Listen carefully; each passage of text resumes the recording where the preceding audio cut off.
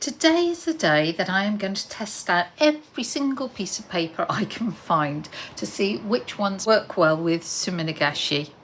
If you have not seen my introduction to Suminagashi, I'll put a link to it because I think it covers all the basics. I have got ordinary photocopier paper, I've got blotting paper, drawing paper, watercolour paper, rice papers of various descriptions, just some coloured cardstock, papers that I'm not even sure what they are, tea bag paper, wet strength tissue paper.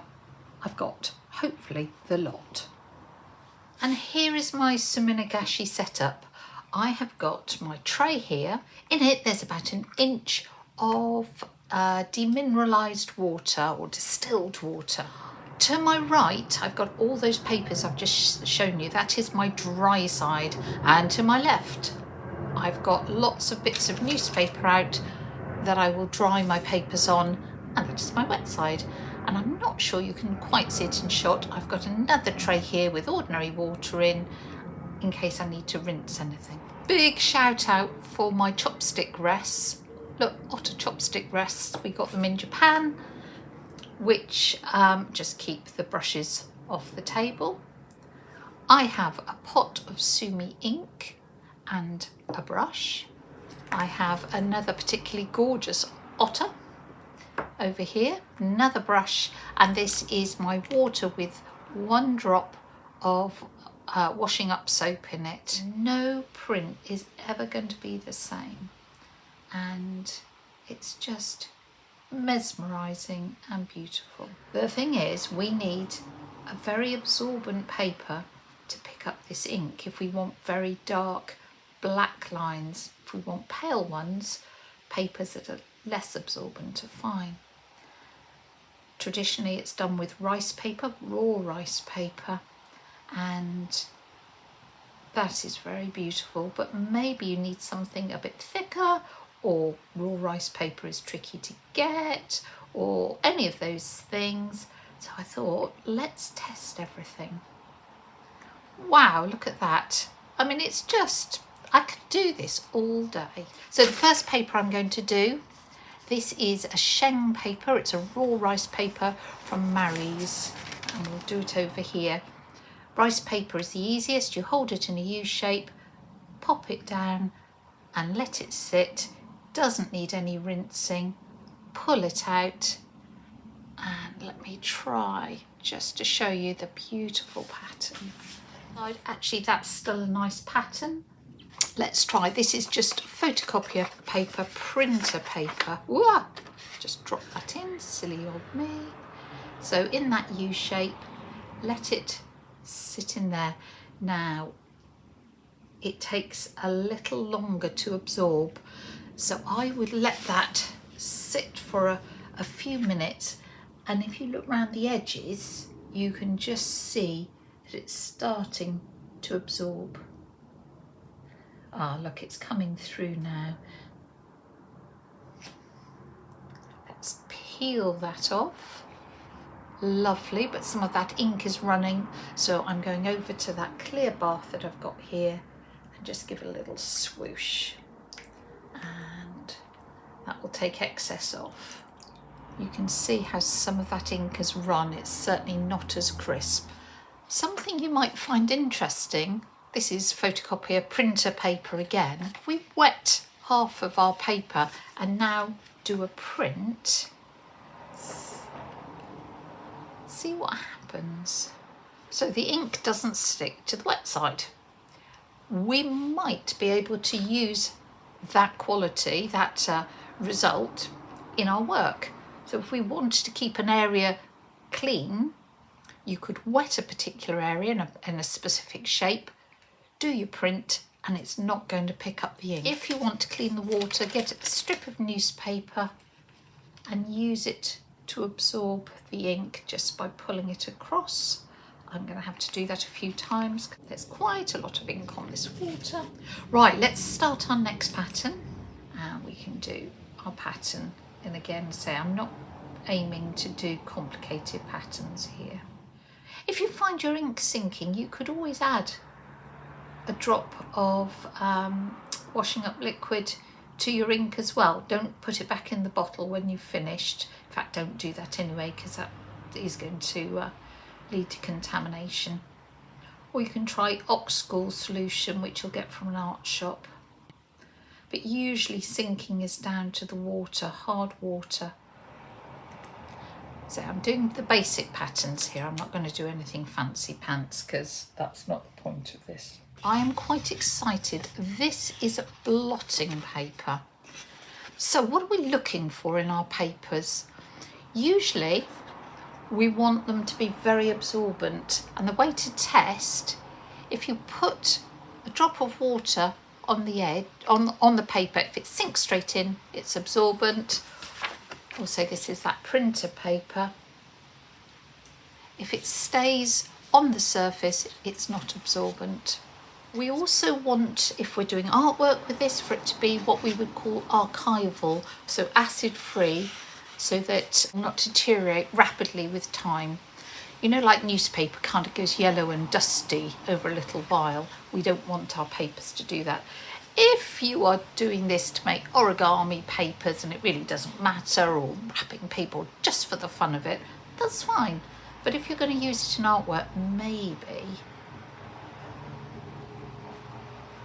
Oh, that's exciting. This is blotting paper. I have never used blotting paper before in my life. Look at that. Can you see those lines? That's because I hesitated putting it down. I was a bit too excited. Wow. So we need it to be absorbent. We need it to be archival, possibly. Most important thing is we need it not to fall apart when we use it in water, because obviously it gets soaked. This is what we call cartridge paper. I think Americans just call it drawing paper. So it's the sort of thing you do a sketch on. Not very thick, but certainly thicker than the rice paper. It is not very absorbent. I've just got little bits of water on there and they're sitting on the surface. So I think this will be quite a pale print. So I'm going to leave that until I can see it absorbing in, like you can see around the edges. Some people like to push their paper right under before they take it out. I don't honestly know why you'd bother doing that. And that is our print. I'm just going to rinse that one because there is some loose ink on it. But I rather like that. I have done this so much and it doesn't fail to thrill me. So you get jaggedy lines if you waft it. You might want to use a fan. Let's just put a little over here. Just to make interesting shapes. And this is our cartridge paper again. So it's a bit stiff. Oh, I did that badly. So I'm tapping it just in case there's air bubbles underneath it. And I'm watching to see it absorb just for, I don't know, you're talking 10-15 seconds, aren't you? Not long. And then peel it off. And you can see there's quite a lot of loose ink on there, so I'm just going to give that a bit of a wash.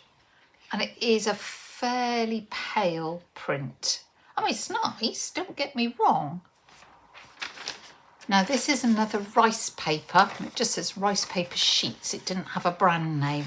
I believe it is raw, so it should work well. And you can just see it's easier to manipulate because it's so thin. So we put it down and can you see those little air bubbles? So if we just tap them, they should go out of the way. If we leave them in place, it stops the ink getting to the paper, and then we can take that out. Oops, try not to scrunch it up. And that's a lovely print. Let's leave that dry. Raw is a lot harder to find than cooked. You can get semi-raw, half cooked, half raw. I that doesn't work in my experience. We could blow this one. Look, I've got a straw. This is a far whiter rice paper, and it's a kuretake, which is a Japanese rice paper. So again, let's just get a shot of those little air bubbles. And that printed very easily and very dark. Now, this I am interested in. This is wet strength tissue paper. So if rice papers are hard to get hold of, tissue paper might be easier. It has to be wet strength because we said it mustn't fall to pieces when you put it in water. Ordinary tissue paper will. Let's see what happens here. Because I was thinking, oh, that's rather nice. I was thinking that making a Suminagashi lantern would be rather beautiful. Well, that was quite exciting. So that was a new one for me. I think I will clean the surface because what you may find, the dirty the water gets at some point, it really can't hold much more ink. Now the next one I want to try, I'm not very hopeful for. This is a watercolour paper. You can see how thick it is, but it's an eco paper. It's from Jackson's, and they told me it hasn't got a lot of sizing in it. And sizing is what controls the absorbency. So if you hear something is soft sized, not a lot of sizing might be suitable. Hard size, lots of sizing, won't be absorbent, not very suitable. But I thought if it works nicely, this would look beautiful framed up because it is such a lovely paper and it comes with a lovely rough edge to it. Right, eco paper, what are you going to do for me?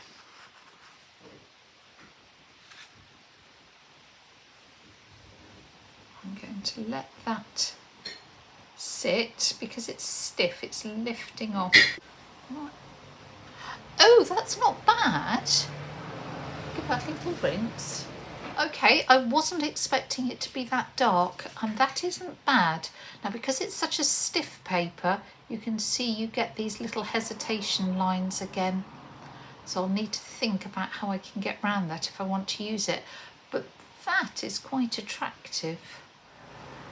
Definitely find the stiffer papers are hard to get onto the surface evenly. But that's rather lovely, isn't it? It's a Chinese raw rice paper, but it's got these little golden flecks in. It wasn't very expensive, just came off Amazon.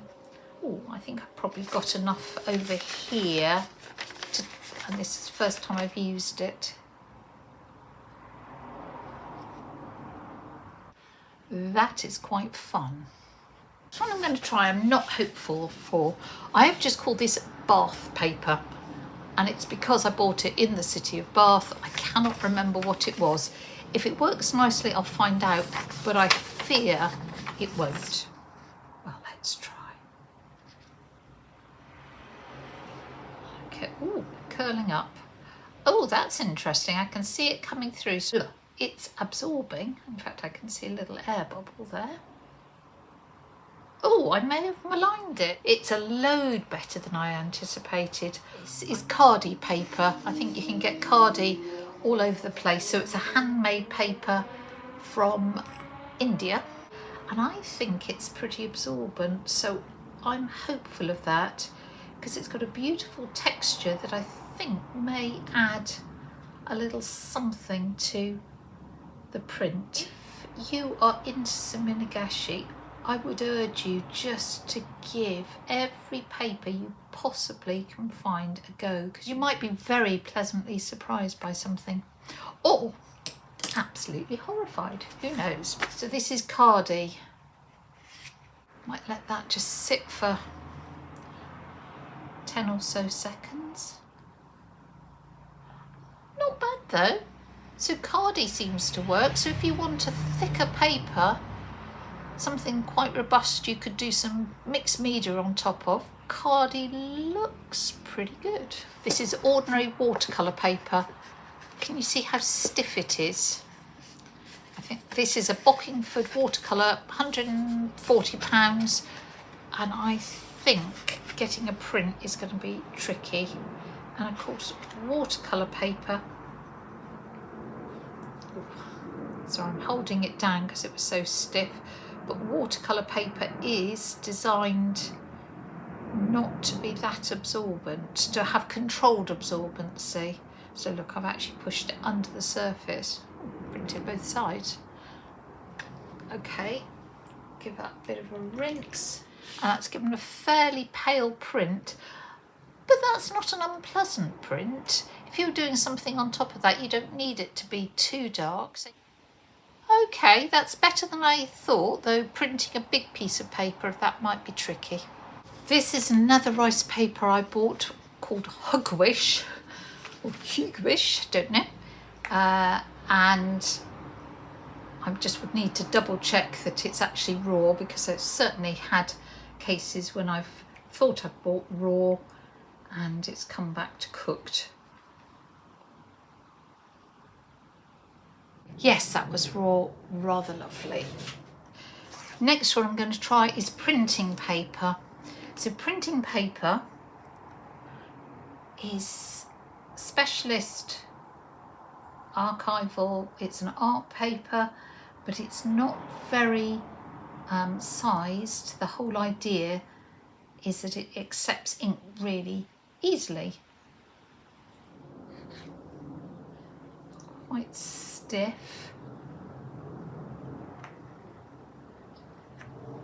I think maybe if I let it sit for a while. Quite a nice print, quite a lot of ink on the surface, so let's give that a little rinse. Okay, that's a possibility. So that's the hosho. Oh, interesting, didn't go immediately transparent. So let's give that, I might leave that for 10-15 seconds as well. Okay, I think that needs a bit of a rinse. It's taken a very nice print. You might be quite pleased we're getting to the end. This is just red, I don't know, what would you even call it? Craft paper. I've done big dramatic circles so it shows up on the red, I hope. So let's see what that does. Laid it down, and I'm going to let it sit for 10-15 seconds. Ooh, that's smeared an awful lot, hasn't it? That is not attractive. Okay, I can say that's the worst one. Look, it's not stuck at all. Oh, well, we won't be doing that again, will we? What I've got here is tea bag paper. So it's literally the paper that we make tea bags from, and you can buy it from art suppliers. So it's got a very high wet strength because you don't want your tea bags falling to pieces. So I'm quite hopeful of that. Has an interesting paper to work on. But it's quite expensive and doesn't come in huge range of sizes. Maybe if you look carefully, maybe you can get bigger sizes. Depends what you want to do. Oh, there's some nice swirls going on there. Right, this is my tea bag paper. Well, very absorbent. Oops. Lovely and strong. Oh, maybe not quite as dark as I was expecting. I'm just going to give that a rinse. A lovely print. So what I've got here is massa paper. And it definitely has a rough side and a smooth side. Let's see what this does.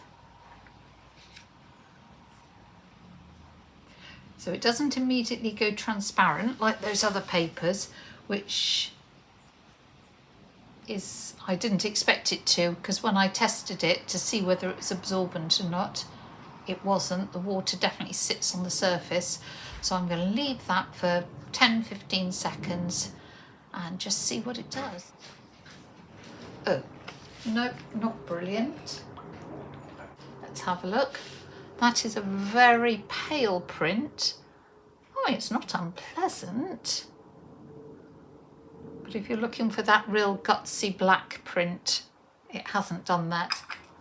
Right, I'm going to clear away, let everything dry, and then we'll look at the results. Here are our papers, lovely and dry, and only when they're dry can you really look at them and work out which you might use for what purpose. I've tried to roughly sort them into the types of paper, and these are the different rice papers. Now, of all those rice papers I used, I think this is my favourite one, and this was the Kuretake rice paper.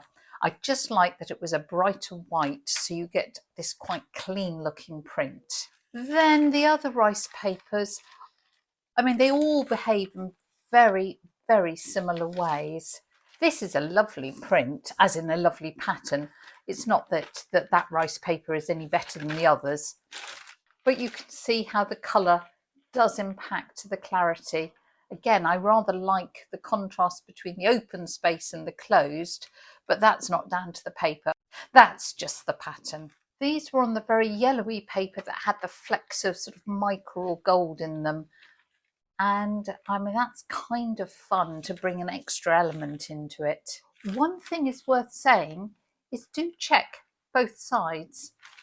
Because we printed on this side, the print is better, but you might actually prefer, if you needed something more subdued, the back side, because certainly on rice paper it goes all the way through. This is just ordinary photocopier paper, just one of the many examples. It's not a bad print, but there is some bleeding. And you remember we wetted this part, and that would therefore only print on half of it. What I do want to show you is this is also photocopier paper, but I have treated it with alum, which is mordant, and you dissolve it and then paint it on, and it really lets the ink bite into the paper. You can see the dramatic difference. So if you want to know about that, I'll put a link to the video. This is hosho paper. It's different from rice paper. Can you see it's not gone through, and it's a bit more substantial? I quite like that, and I really want to do some big size prints. I think this might be the way forward. Let's just come on to the watercolour papers. So this was that eco paper from Jackson's, and I like it because of the deckled edges. I think that's really rather nice. Quite hard to work with to get a good flat print of it. That was the Bockingford, far paler because, of course, watercolour paper just isn't as absorbent. It's got a lot of sizing on. But say I wanted to work an ink on top of that, that might be quite nice. That was Cardi, so a bit more absorbent. So we've got a slightly darker print. Oh, and that actually again was the eco paper from Jackson's. Yeah, I quite like that. These are ordinary drawing papers or cartridge papers, just sketch paper. I mean, it's okay, but I wouldn't be using that again. These are interesting. Let's make sure I've got the right side up. I have. This is the wet strength tissue paper. So you can see how transparent it is. Put that underneath. You can see the colour comes through. I'm wondering if I could make a Suminagashi lantern or lampshade with this type of paper. We'll have to think about that one. It did print well, it didn't fall to pieces. This is the tea bag paper. It printed really well. It has a lovely feel to it, but I think I said at the time, quite limited in the sizes you can get and quite expensive. But there may be a time when you need this type of paper. It'd be quite good for collaging because it is thin but really strong. And these are printmaking papers. That was the one I couldn't remember the name and kept calling it the bath paper, the Zirkle one. Doesn't sound very nice, but the print is pretty good. It's a little off-white as a paper goes, but there's great detailing on it and it's not too thick.